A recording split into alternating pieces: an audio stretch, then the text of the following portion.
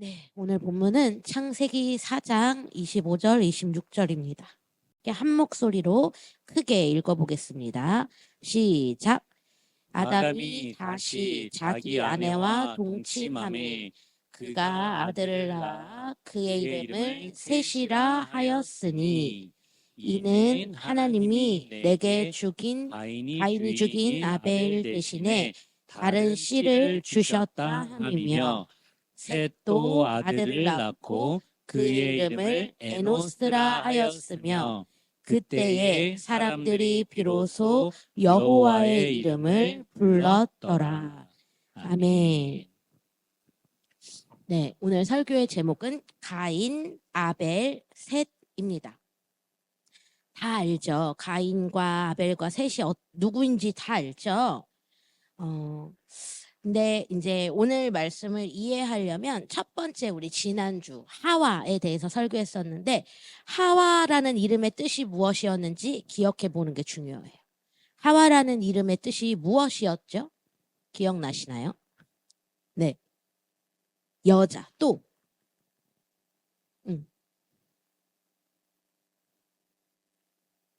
맞아요. 엄마였어요. 엄마. 모든 산자의 어머니라는 뜻이에요. 그게 지금 제일 중요한 얘기거든요. 왜냐하면 이 하와라는 사람이 모든 산자의 어머니가 되었다는 이야기는 뭐냐 하면 아담과 하와가 선악과를 따먹고 죄가 시작이 됐잖아요. 우리 인간의 세상에 인류의 죄가 들어왔잖아요. 그 죄가 이 어머니인 아담과 하와를 통해서 태어나면서 계속해서 다음 세대에 전가가 되기 시작했다는 이야기거든요.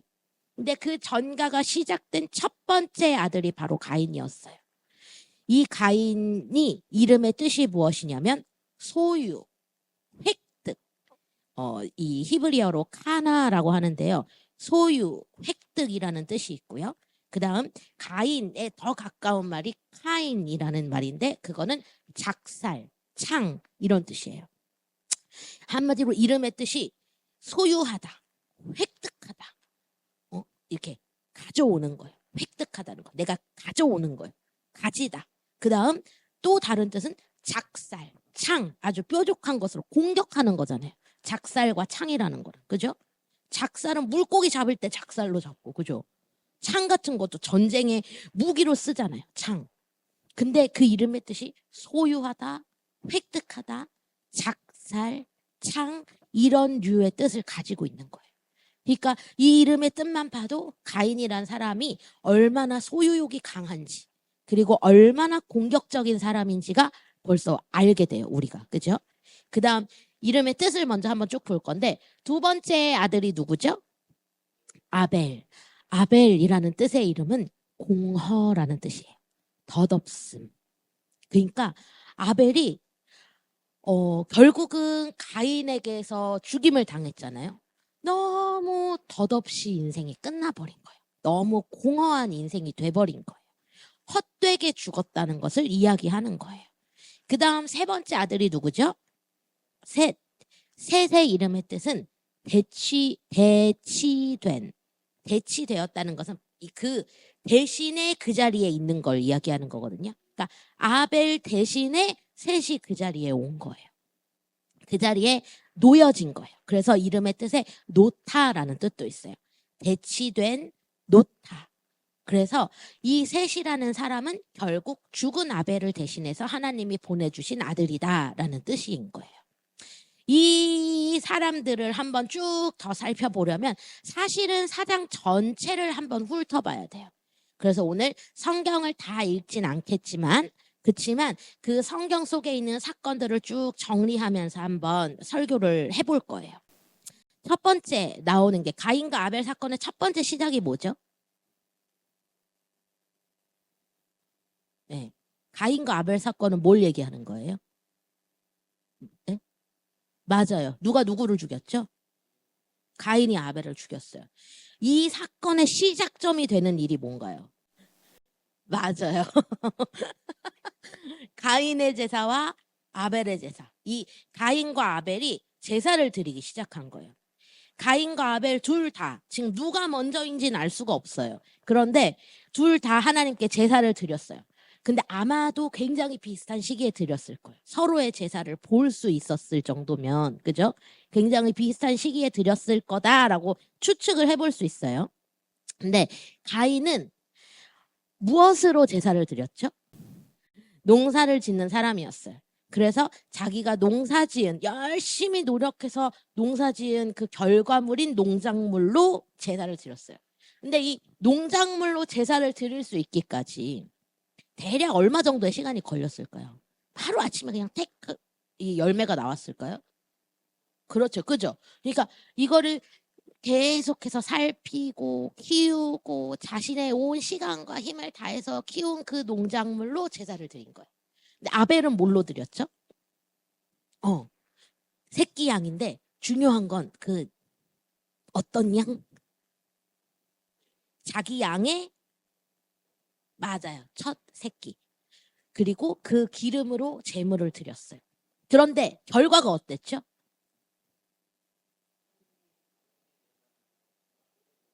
맞아요. 가인의 제사는 안 받고 아벨의 제사만 받으셨어요. 여러분 한번 생각해 보세요. 가인이 열심히 막 땀 흘리고 일해갖고 땅을 읽어갖고 열매 맺은 그걸로 제사를 드렸어요. 근데 하나님이 딱 안 받으셨어요. 근데 옆에서 아벨이 드리는 그 양으로 드리는 제사는 딱 받으시는 거예요. 그걸 본 가인의 마음이 어땠을까요? 여러분이라면 어땠을까요? 화가 나죠. 그죠? 어땠을 것 같아요? 질투나요. 맞아요. 그 가인의 반응도 똑같았어요. 이 성경에는 뭐라고 나오냐면요. 하나님이 그 가인이 막 화가 나서 얼굴이 막 울그락불그락 하니까 가인을 보고 너 왜 얼굴이 그렇게 안색이 변했냐? 너 왜 그렇게 화가 났어? 하고 물어보셨어요. 너 왜 화가 났어? 근데 하나님이 가인한테 너 왜 화가 났어? 물어봤을 때 가인의 마음이 어땠을까? 뜨끔했을까요? 맞아. 그지? 다 알면서, 그지? 그 알면서 물어보니까 더 화가 났을까, 안 났을까? 더 화가 났죠. 그래서 하나님이 그걸 아시고 가인한테 뭐라 그랬냐면, 죄가 너를 원하고 있어, 지금. 너 마음 문 앞에 죄가 엎드려 있어. 너를 원하고 있는데, 그런데 너는 그 죄를 다스려라. 이렇게 얘기하세요. 그 죄가 원하는 대로 끌려가지 말고 그 죄를 다스리라고 말씀하셨어요. 그 얘기는 무슨 말이냐면 막 가인이 지금 막 있잖아. 아벨을 죽이고 싶은 만큼 화가 난 거야. 근데 그게 사실 아벨을 향한 마음일까? 더 근본적으로 가면 누구한테 화가 난 걸까? 사실 하나님한테 화가 난 거예요. 왜 하나님은 내 건 안 받으시고 제 건 받으시는 거야 하면서 화가 난 거예요. 그래서 이 마음이 하나님을 어떻게 할 수는 없으니까 이제 아벨을 죽여야겠는 거지. 그 마음이 막 지금 여기서 들끓고 있는데 하나님 뭐라 그러시냐면 죄가 너를 원하지만 너는 죄를 다스려라. 이렇게 얘기하세요. 그건 무슨 말이냐면요. 그 죄를 다스릴 수 있는 힘을 이미 우리에게 주셨다는 얘기예요. 그 죄를 거절할 수 있다는 거예요. 우리가 우리의 의지로 그 죄를 선택하지 않을 수 있다는 거예요. 가인에게 그 힌트를 주셨어요. 왜냐? 가인은 지금 자기의 분노에 가득 차가서 자기가 아벨을 죽이는 것 말고는 할 수 있는 다른 게 없다고 생각하고 있었거든요. 이미 그 분노에 휩싸여가지고 다른 옵션이 없었어요. 가인 안에. 그러니까 하나님이 쏙 힌트를 한번 살짝 넣어주신 거예요. 죄가 너를 원하지만 너는 그 죄를 다스려라. 아니, 그 죄가 원하는 대로 너 끌려가지 않을 수 있어. 그 죄를 거절할 수 있어. 라고 하면서 가인의 마음에 힌트를 싹 넣어주셨어요. 그런데 가인이 어떻게 했죠? 결국 무엇을 선택했어요? 아벨을 죽이는 거. 살인을 선택했죠. 그래서 결국 자기의 분노를 이기지 못하고 이 아벨을 죽여버린 거예요. 그럼 우리가 여기서 잠깐 얘기했지만 가인의 분노에 대해서 조금 더 깊이 생각을 해보려고 해요. 가인의 분노에 구체적으로 가인이 어떤 마음 때문에 화가 났을까요? 아까 얘기했던 질투, 그죠? 시기, 또 뭐가 있었을까요? 맞아. 하나님 아시면서 물어봐서 더 화가 났어. 그죠? 또 뭐가 있을까요? 왜 하나님, 예, 서운함. 그죠? 그거를 조금 더 얘기하면 인정받지 못하는 마음이라고 말할 수 있을 것 같아요. 왜 아벨의 제사만 받아주시고 내 건 안 받아? 왜 나는? 이라고 생각한 거죠. 인정받지 못하는 마음도 있고 또 어떤 마음이었을까요? 한번 상상해 보는 거예요. 내가 형인데. 그쵸? 자존심이 상하는 거죠. 그러니까 가인의 분노라고 얘기하지만 그 분노 속에는 이런 복잡한 마음이 있는 거예요. 시기가 되기도 하고 질투가 나기도 하고. 응? 그런데 하나님이 좀 나를 좀 인정해 주셨으면 좋겠는데 나는 인정받지 못한 것 때문에 찔려? 자꾸 웃어 왜? 나는 인정받지 못한 것 같아서 너무 서운하고 서럽고 내가 형이고 쟤는 동생인데 제 것만 받으신 게 내가 더 자존심 상하기도 하고 내가 형인데 이런 여러 가지 복잡한 마음이 있었던 거예요. 이 마음이 결국은 엄청 뾰족뾰족한 작살과 창가 같은 그런 마음이 됐죠. 가인도 얼마나 열심히 일한 그 농작물로 예배를 드렸어요. 그죠? 그러니까 내가 열심히 노력한 이 결과물이 무시당한 것 같은 그 분노. 이런 마음들이 막 가인의 마음속에 가득 찬 거예요. 근데 내 예배만 받지 않았어도 기분이 나쁜데 심지어 내 예배는 안 받고 아벨 거는 받으셨어. 그러니까 더 기분 나쁜 거예요. 그죠? 더 화가 났어요. 아마 우리도 똑같지 않았을까요? 우리도 가인이었다면? 나도 열심히 했는데 이런 생각을 했을 것 같아요. 나도 열심히 했는데 내가 최선을 다한 결과물을 가지고 하나님 앞에 나간 건데 난 최선을 다한 건데 왜 내 건 안 받으시고 다른 사람 것만 받는 거야? 왜 내 거는 왜 나는 안 봐주시고 왜 나는 사랑 안 해주시고 왜 나는 인정 안 해주시고 왜 쟤만 사랑해주고 왜 쟤만 인정받고 왜 나는 무시당하는 거야? 내가 언니인데 그지? 그런 마음이 일어나는 게 그게 바로 가인의 마음이라는 거. 바로 그게 가인의 마음이라는 거. 가인의 마음이 너무 잘 이해되죠. 그죠? 가인이 왜 아벨을 죽이기까지 했을까 너무 이해되죠. 그게 내 얘기라고 생각 못했을 때는 어떻게 사람을 죽여 아무리 그래도 그렇지 이렇게 생각할 수 있거든요. 그런데 아닌 거예요. 이게 내 얘기가 되면 나도 그런 마음이 생기는 거예요. 시기 질투로 아벨을 향한 시기 질투로 시작한 그 마음이 결국 그 사람을 향한 원망과 분노로 바뀌고 그 분노가 살인이라는 열매를 맺었어요. 심지어 아벨은 나의 친동생인데 이 동생을 죽이지 않으면 내가 못 살겠어 하는 정도의 분노, 자존심 상함 이런 마음이 있었던 거예요. 근데 이 마음이 아벨을 향한 것 같지만 사실은 하나님을 향한 것이기도 해요. 그런데 하나님을 어떻게 할 수가 없으니까 방해가 되는 것 같은 아벨만 없으면 괜찮을 거라고 생각한 거예요. 저 아벨만 없으면 하나님이 내 예배를 받으실 것 같다고 생각한 거예요. 그래서 아벨을 미워 죽겠으니까 아벨을 죽이기까지 한 거죠. 그러면 가인은 어떻게 했어야 될까요? 창세기 4장 4절 5절에 보니까 아벨은 자기도 양의 첫 새끼와 기름으로 드렸더니 여호와께서 아벨과 그의 제물은 받으셨으나 가인과 그의 제물은 받지 아니하신지라 이렇게 써 있어요. 그 상황에서 가인이 이 죄를 선택하지 않는다면 어떻게 생각했어야 될까요? 첫 번째 생각했어야 되는 게 뭘까요? 그렇죠. 하나님 왜 내 건 안 받으셨지? 이렇게 생각해야 되는 거야. 왜 아벨 것만 받고 내 건 안 받으시지? 그건 이미 뭐냐면 하나님 앞에서 생각하는 게 아니에요. 하나님 앞에서 내가 딱 정직하게 서서 생각하는 게 아니라 사람 앞에서 생각하는 거예요. 왜 제 건 받고 내 건 안 받지? 쟤랑 비교하는 거야. 왜 쟤는 인정받고 나는 안 되지? 왜 쟤는 사랑받고 나는 안 되지? 왜 제 거는 받으시고 내 거는 안 받으시지? 이렇게 생각한 거예요. 근데 이렇게 생각할 게 아니라 하나님이 왜 내 거는 받지 못하셨을까?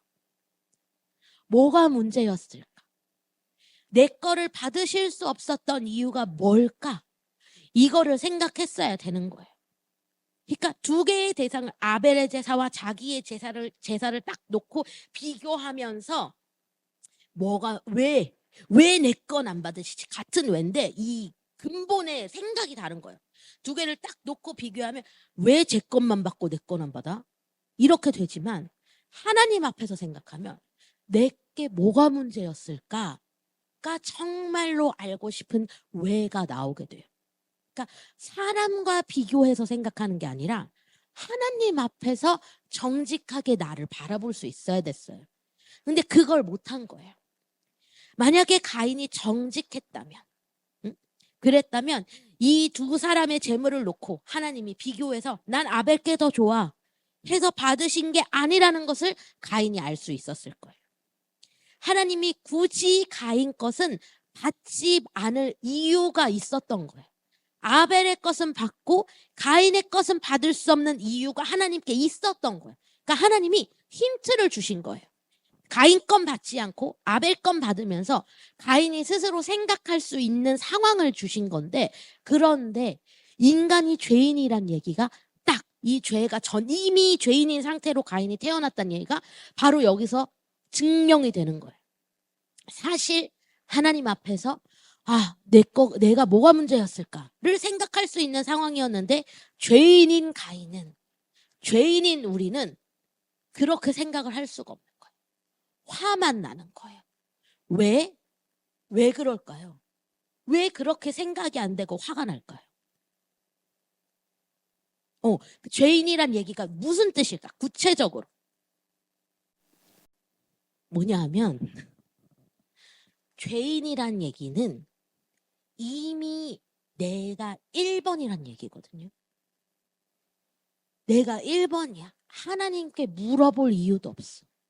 내가 이렇게 열심히 노력해서 이렇게 얻은 수확물로 심지어 가인보다 먼저 써 있잖아, 성경에. 뭐 그게 꼭 가인이 먼저 제사를 드린 순서인지 아닌지 알 수는 없지만 내가 막 이렇게 해갖고 내가 열심히 노력한 결과물을 가지고 내가 딱 멋있게 예배를 선택해서 드렸는데 뭐가 문제냐 이거야. 그죠? 가인이 자기가 얻은 걸로 막 흥청망청 쓰면서 논 것도 아니잖아요. 다른 더러운 일을 한 것도 아니잖아요. 그걸 갖고 예배를 선택했단 말이에요. 그러니까 가인 스스로 내가 너무 잘했다고 생각한 거예요. 이 정도면 내가 칭찬받을 만하지. 이 정도면 내가 인정받을 만하지. 내가 뭐 나쁜 짓 했어? 나 예배 드린 건데. 내가 뭘 잘못했어? 나는 내가 할 수 있는 최선을 다해서 예배를 선택한 건데, 근데 왜 내 건 안 받으셔? 이미 이 마음속에 내가 왕이 된 상태이기 때문에 이걸 받으시는 분의 마음에 관심이 없는 거예요. 하나님이 왜 내 걸 못 받으셨지? 정말 하나님께 드리는 것이 목표인 사람이었으면, 정말 드리고 싶은 사람이었으면 하나님이 받지 못하실 때 뭐가 문제였지? 그럼 내가 어떻게 해야 하나님 받으실 수 있지? 하나님 나에게 뭘 말씀하시는 거지? 이게 궁금해야 되는데 가인은 이미 거기에 관심이 없는 거예요. 관심이 없고 내가 이렇게 잘 모아갖고 지금 최선을 다해서 이렇게 멋지게 예배를 드렸는데 왜 내 걸 안 받냐 이거야. 근데 제 건 뭔데 받냐 이거야. 그게 죄인이라는 얘기예요. 죄인이라는 얘기는 이렇게 공중에 떠 있는 어떤 안개와 같은 손에 잡히지 않는 그런 얘기가 아니에요. 죄인이라는 얘기는 되게 분명하고 선명해요. 뭐냐? 내가 왕이 된 것. 하나님이 나의 창조주시고 나는 피조물인데, 그래서 피조물인 내가 할 수 있는 것은 나를 만드신 그분의 뜻에 따라 사는 것 말고는 없는데, 그런데 자꾸 그 뜻에는 관심이 없고 내가 하고 싶은 대로 하는 거예요. 내가 살고 싶은 대로 사는 거예요. 그게 죄인이라는 얘기예요. 그게 내가 왕이 된 상태라는 얘기예요. 이해가 되세요? 가인이 죄인이란 얘기.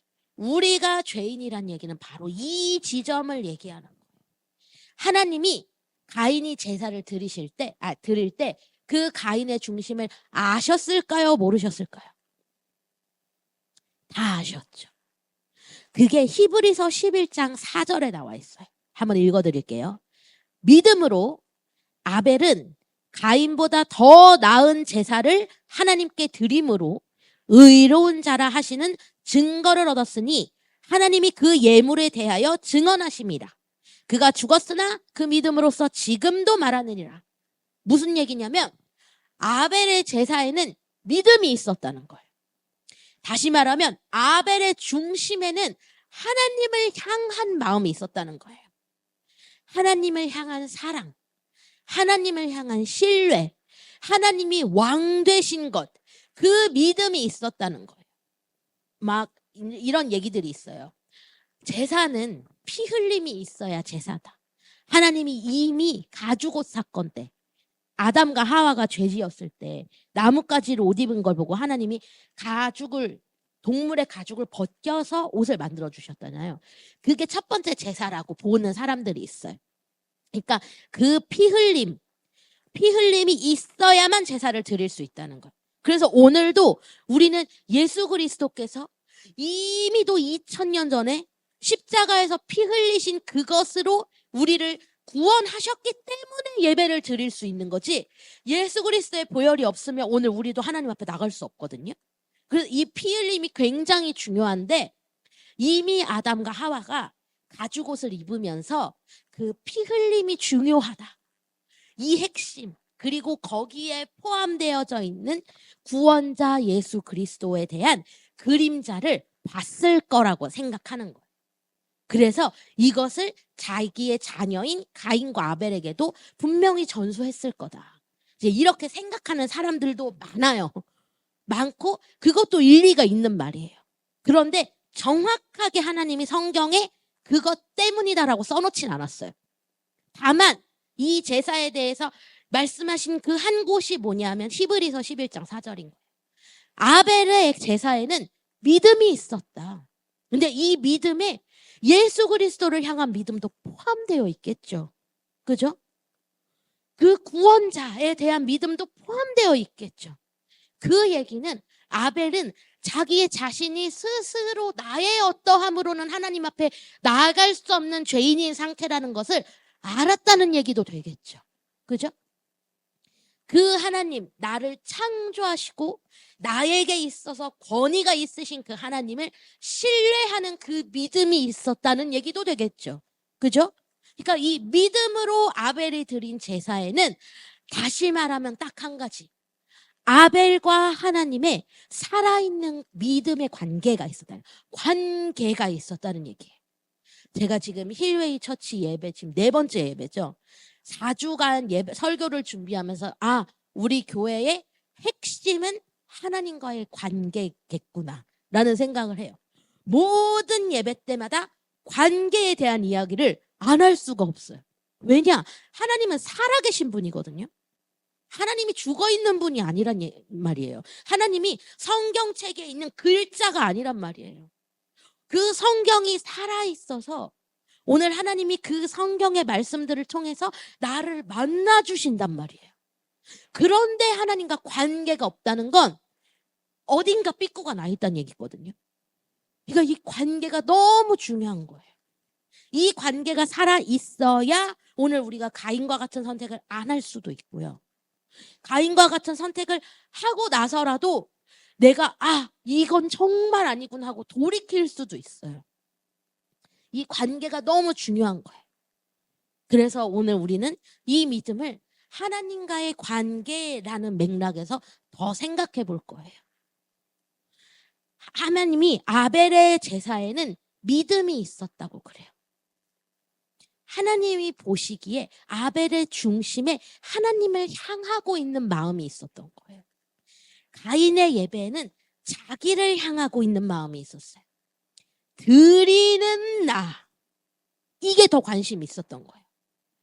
내가 수확한 것을 갖고 하나님께 제물로 드리는 나.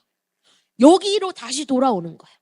근데 아벨은 그게 아니고 하나님께 드린 거예요. 드리고 끝난 거예요. 하나님께 집중이 되어 있었던 거예요. 그러니까 우리의 생각과 시선이 나를 향하느냐 하나님을 향하느냐에 따라서 너무 이 결과가 달라지는 거예요. 근데 만약에 정말로 이 피 흘림이 문제였다면 가인이 어떻게 했으면 됐을까요? 가인 안에 이 믿음이 있어. 믿음이 있어서 하나님이 받으시는 예배를 드리고 싶어. 처음부터 그걸 막 고민하는 거야. 그러면 가인이 어떻게 하면 됐을까요? 맞아요.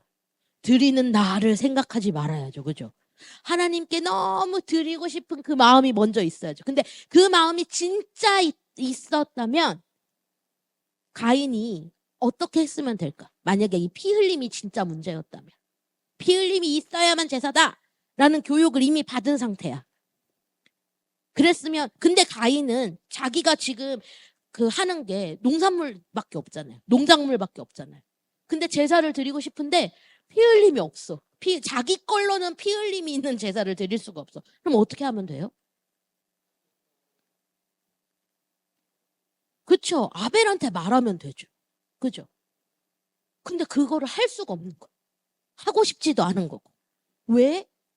내가 수확한 게 너무 멋지거든. 이걸 인정받아야겠는 거지. 그래서 최소한 요걸 가지고 내가 이만큼을 너의 양과 바꾸자. 내가 너의 양으로 예배 드리고 싶어.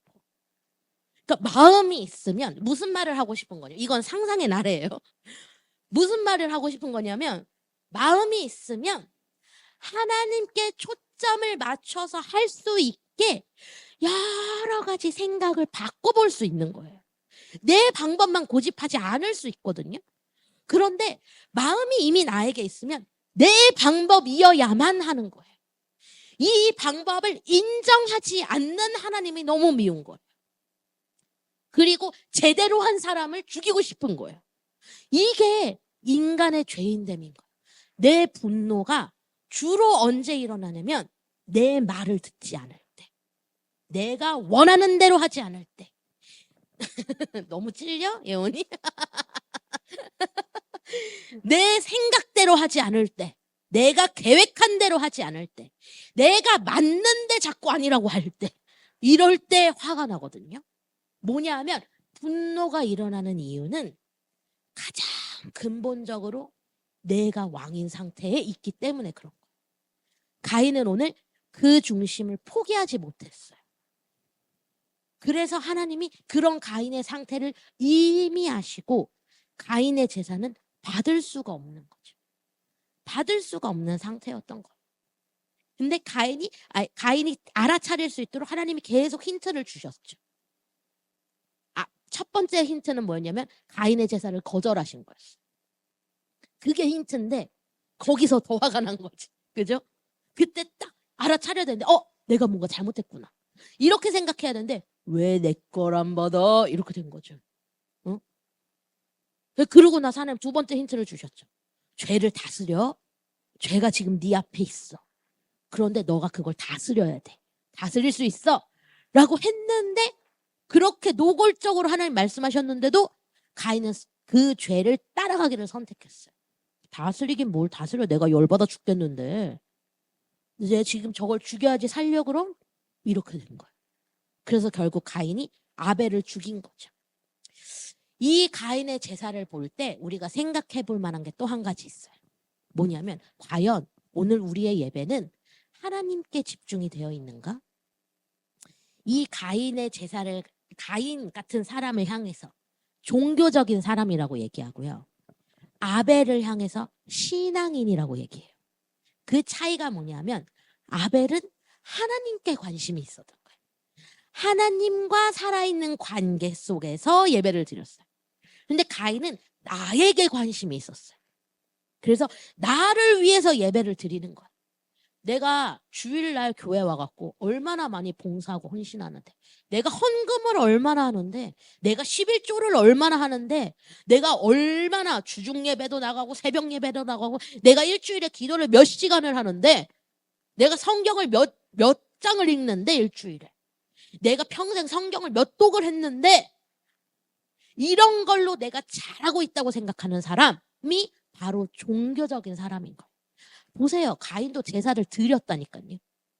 예배를 드렸다고요.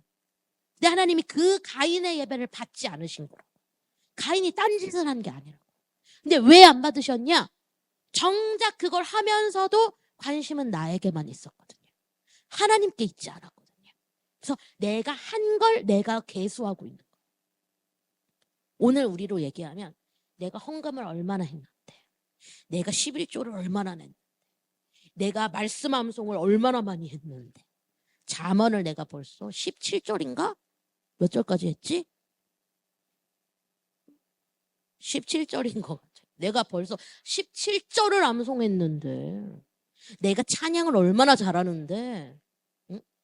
이런 것들로 내가 괜찮은 사람이라고 스스로 만드는 거예요.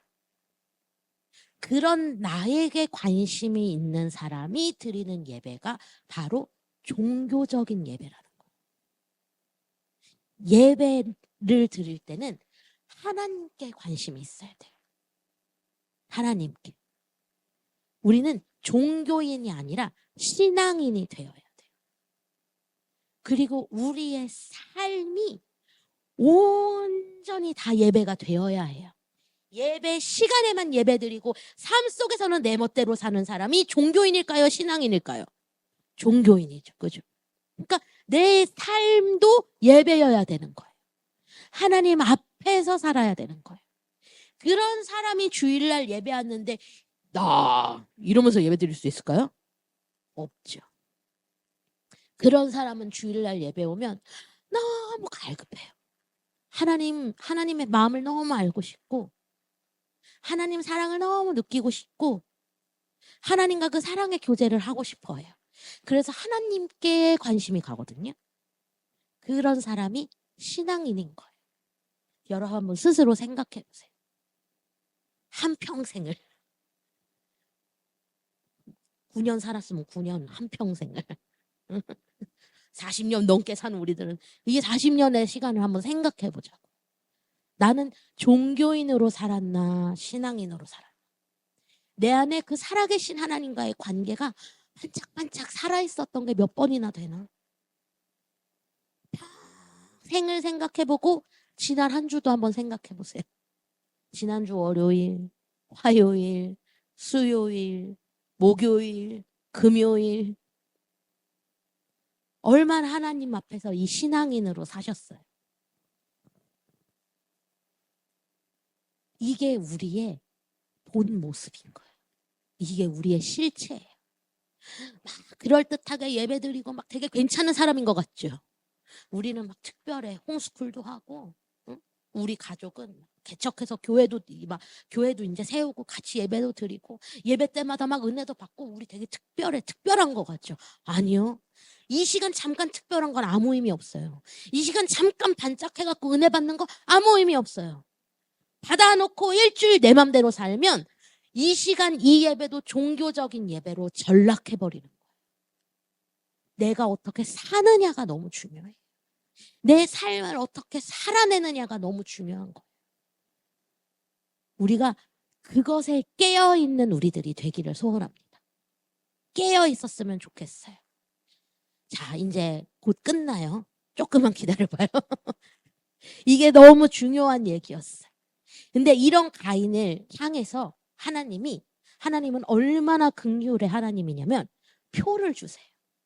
답이 없잖아요. 가인 얼마나 끔찍해요. 자기를 주장하다 못해 자기 친동생을 돌로 쳐서 죽여버린 사람이라고. 얼마나 끔찍한 죄인이에요.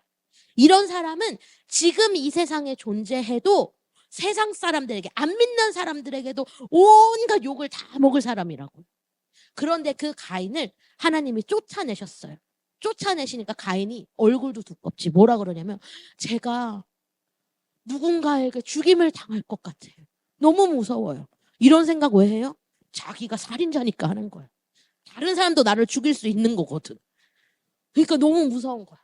가인이 내 죄벌이 너무 중한 아이다. 이 벌이 너무 무거워요. 너무 심해요. 하나님. 아무리 그래도 그렇지 나를 쫓아내다니요. 이렇게 얘기하고 있는 거야. 근데 그런 가인을 향해서 하나님이 어떻게 하냐면 표를 주세요. 표를 주시면서 아니야. 너 내가 보호할 거야. 이 표가 있는 너를 죽이는 사람은 너보다 심하게 벌을 7배나 받을 거야. 너가 받은 벌을 7배나 받을 거야. 이렇게 하면서 표를 주시는 거예요. 이해가 돼요? 하나님이 가인에게 표를 주셨다는 게 이해가 돼요? 이해가 돼요? 안 돼요? 왜 그랬을까? 왜 그랬을까요?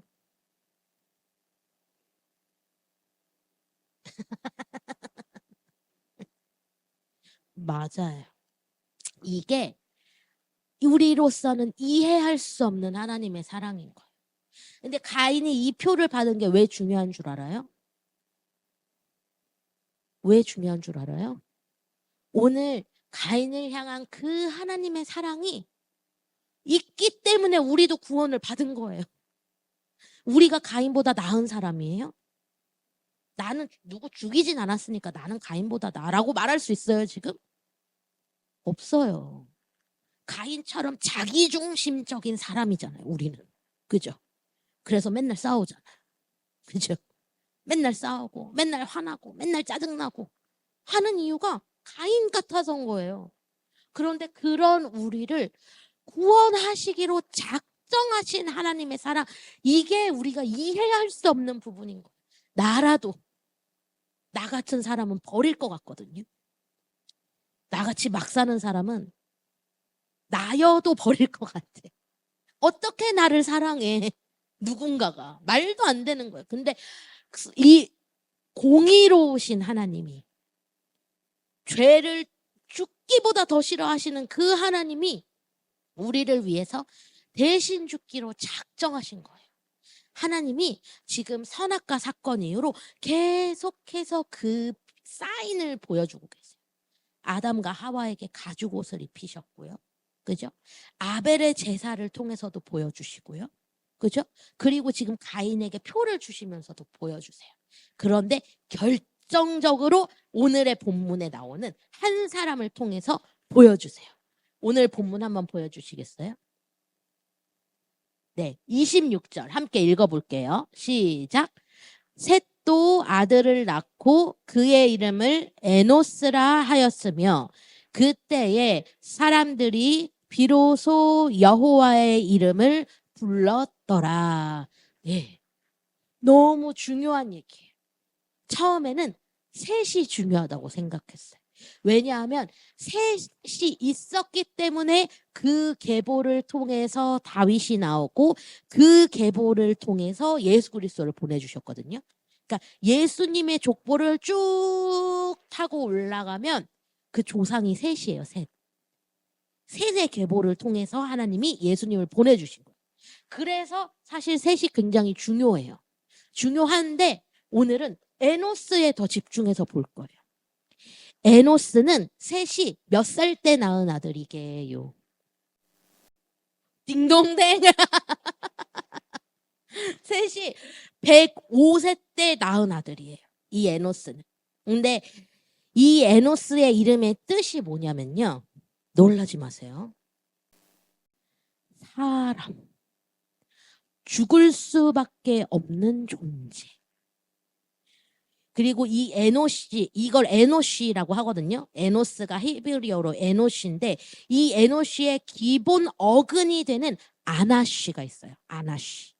이거는 무슨 뜻이냐면요. 깨지기 쉽다, 약하다, 우울증, 고칠 수 없는, 병든, 슬픈 이런 의미를 가지고 있어요. 그런데 보세요. 셋도 아들을 낳고 그의 이름을 에노스라 하였으며 이 얘기는 첫 번째, 이미 세상 사람들은 다 에노스 상태인 거예요. 고칠 수가 없어. 병들었어. 죽을 수밖에 없는 존재야. 셋이 보기에 이미 세상이 다 타락한 상태인 거예요. 그래서 여기 보세요. 뒤에 보니까 비로소 여호와의 이름을 불렀더라. 이건 무슨 말이냐면 이때 셋이 살고 있던 이때 셋이 에노스를 낳았을 요 시대에는 아무도 하나님을 찾는 사람이 없었던 얘기야. 아무도. 그 정도로 봐. 아담과 하와 선악과 따먹고 죄가 시작됐죠. 그 다음에 가인이 사람을 죽여갖고 그 죄가 더 심해졌죠. 점점 가인이 조금 더 지나서 셋이 105세가 됐을 정도. 그만큼 시간이 그만큼 지났는데 그 사이에 얼마나 많은 아이들을 낳았겠어요. 또 사람이 막 많아졌는데 그 셋이 105세. 셋의 아버지가 누구가 아니라 아담과 하와야. 아담과 하와. 셋의 아빠가 아담과 하와라고. 근데 이미 아무도 하나님을 찾지 않는 거예요.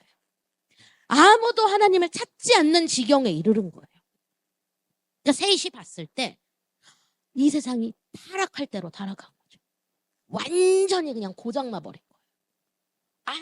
아무도 여호와의 이름을 부르지 않는 칠흑과 같은 어두움. 죄가 세상에 너무나도 만연한 이미 그 시대인 거예요. 그런데 이 에노스라 하였으며 이 아들이 태어났을 때 너의 이름은 에노스다. 에노스다. 이 아들을 부를 때마다 에노스야. 에노스야. 에노스야 이렇게 불렀을 거 아니에요? 근데 그것이 거울이 돼서요. 보세요. 그때에 사람들이 비로소 여호와 이름을 불렀더라. 에노스 한마디로 죽을 수밖에 없는 사람아. 죽을 수밖에 없는 존재야. 죽을 수밖에 없는 존재야. 이렇게 아들을 불렀어요.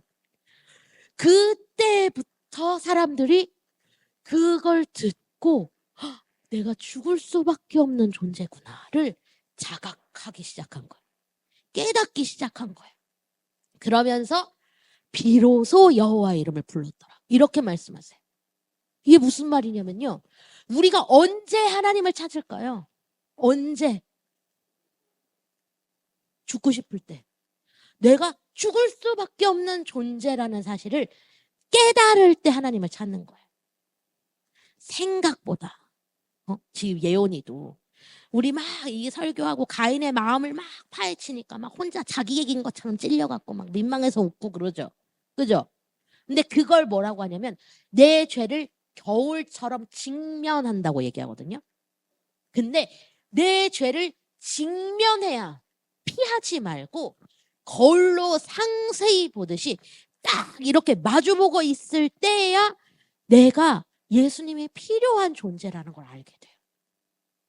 왜 이렇게 예수님 없이도 잘 살 수 있을까요? 그러다 죽는 걸 모르는 거예요. 내가 지금 죽은 상태라는 걸 모르고 살거든요. 살아있는 것 같거든. 그런데 아니, 지금 죽은 상태라고. 그걸 모르고 내 마음대로 내 육신의 소욕대로 내 정욕대로 막 이 세상 이때 당시에 사람들도 살았다고요. 내가 죽을 수밖에 없는 존재라는 걸 모르고 하나님을 찾지도 않고 살았다고요. 그런데 에노스가 딱 생겨나면서 죽을 수밖에 없는 사람아. 죽을 수밖에 없는 사람아. 죽을 수밖에 없는 사람아. 이걸 계속 듣다가 내가 죽을 수밖에 없는 사람이라는 거를, 그런 존재라는 거를 알게 되는 거예요. 우리는 우리의 죄를 직면해야 돼요. 보기 힘들어요. 볼 때 아파요. 억울할 때도 있어요. 그건 아닌데 싶을 때도 있어요. 저도 그랬어요. 너무 억울한 거예요. 하나님이 너희 아빠에게 가서 용서를 구해라. 잘못했다고 해. 너 아빠한테 가서. 그랬을 때 내 인생 최고의 분노를 한 것 같아. 하나님한테. 근데 너무 억울한 거예요. 근데 기도하다가 하나님 깨닫게 해주셨어요. 내가 억울할 게 아니구나. 내가 잘못한 게 맞구나. 그러니까 하나님이 내 처음에 딱 들었을 때 너무 억울해요 하는 그것도 하나님 앞에서 계속 왜 그래야 돼요? 왜 해야 돼요? 하나님 알려주세요 하고 기도하다 보면 그게 억울한 일이 아니라 내가 죄인이라는 사실을 하나님이 알려주시더라고. 직면해야 돼요. 괴로워요. 내가 그렇게 답이 없는 인간이라는 거를 보는 거 너무 힘들어요. 괴롭고요.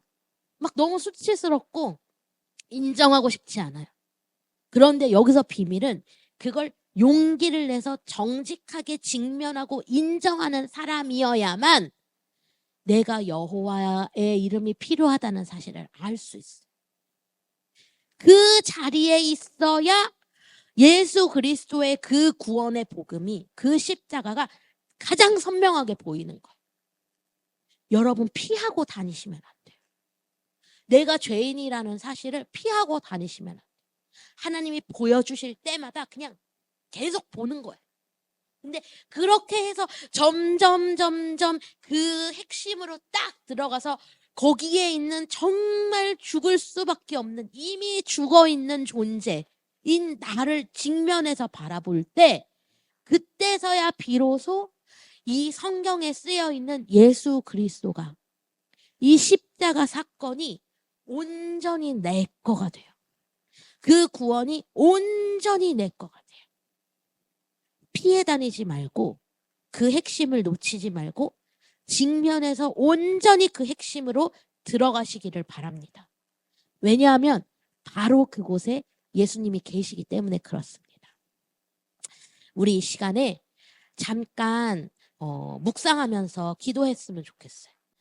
우리 시간에 두 눈을 감고 한번 나의 이 일평생을 생각해 봅시다. 내가 직면하지 못하고 피해 다닌 게 무엇이 있는지, 내가 어떤 자리에 있을 때 예수님이 나를 만나 주셨는지, 그리고 오늘 내가 만나야 하는 예수님이 계신 곳이 어디인지 한번 여러분의 일평생을 조용히 잠잠히 하나님 앞에서 내려놓고 한번 기도했으면 좋겠습니다. 시간에 함께 자신을 돌아보며 기도하겠습니다.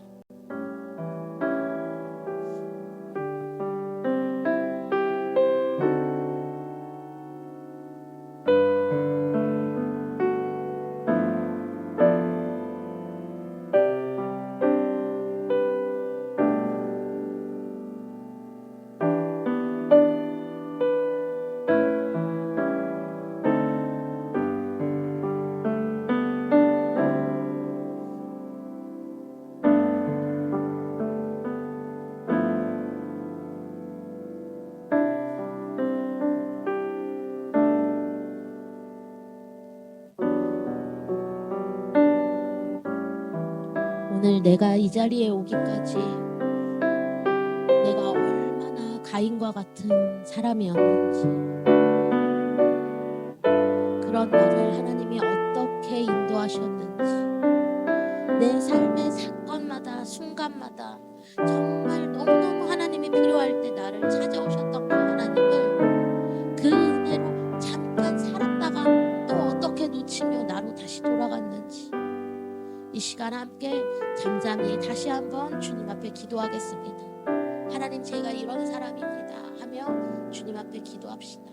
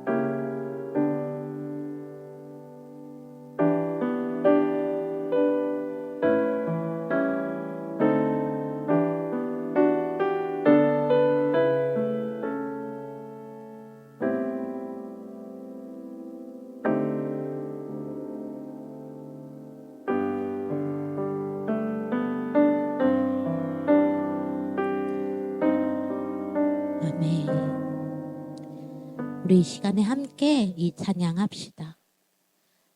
나 같은 죄인 살리신 주 은혜 놀라와, 이 찬양의 가사가 정말 우리 마음의 고백이 되었으면 좋겠어요. 이 시간에 함께 찬양하겠습니다.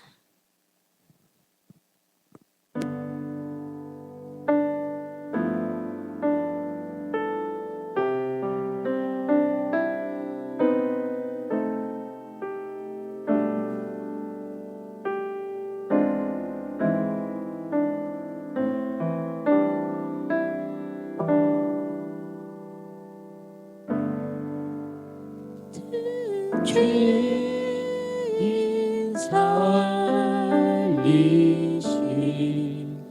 주 은혜 놀라워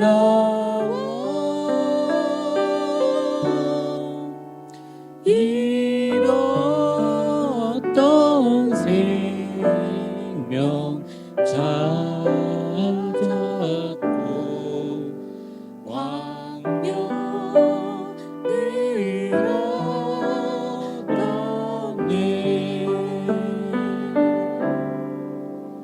큰 죄악에서 건지신 주 은혜 고마워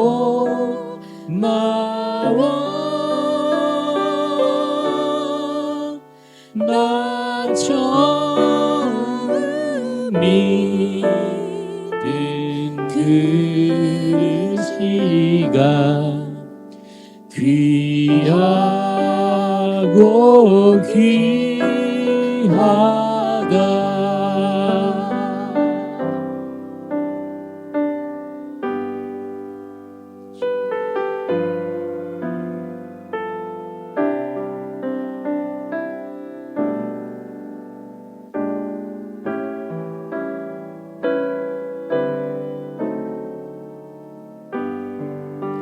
이제껏 내가 산 것도 이제껏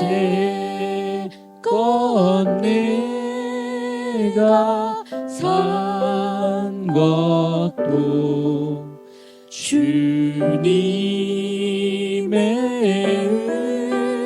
은혜라 또 나를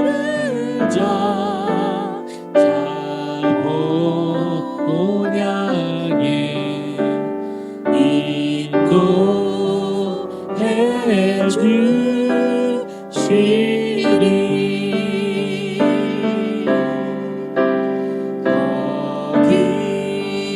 거기서 우리 영원히 주님의 은혜로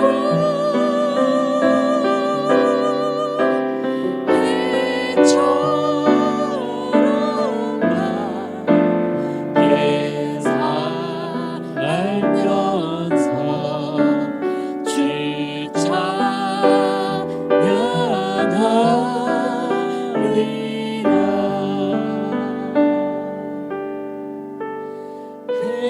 해처럼 밝게 살면서 주 찬양하리라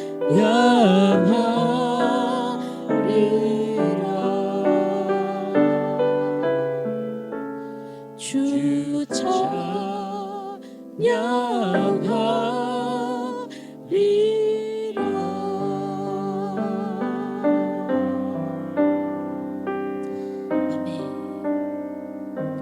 시간에 제가 기도하겠습니다. 기도하고 주기도문으로 마치겠습니다. 하나님 아버지 감사합니다. 하나님 주님 앞에 매일 감사하다고 말하면서도 하나님 그 고백이 얼마나 종교적이었는지, 얼마나 습관적이었는지 하나님 주님 회개합니다. 하나님 정말 나 같은 죄인 살리신, 정말 길 잃어 방황하던 영혼을 하나님 정말 거저 은혜로 먼저 찾아오셔서 구원하신 그 예수 그리스도와 우리를 향하신 하나님 아버지의 사랑을 찬양합니다. 하나님, 그 하나님의 사랑이 있었고 그 은혜가 있었기에 하나님 수없는 넘어짐과 실패 속에서도 이 시간 다시 한번 주님을 붙잡습니다. 하나님, 가인과 같은 우리를 불쌍히 여겨 주시옵소서. 하나님, 주님을 찾을 줄 모르는 우리를, 아버지 까막눈인 우리를, 양심에 화인 맞은 우리를 주님 불쌍히 여겨 주시옵소서. 하나님, 예수 그리스도의 보혈로 우리를 정결케 하시고 우리의 잠든 영혼을 깨워주시사 아버지 비로소 여호와의 이름을 불렀더라. 하나님, 그 일이 오늘 우리의 심령에 일어나게 하여 주시옵소서. 하나님, 우리 한 주간의 삶을 주님 손에 온전히 의탁합니다.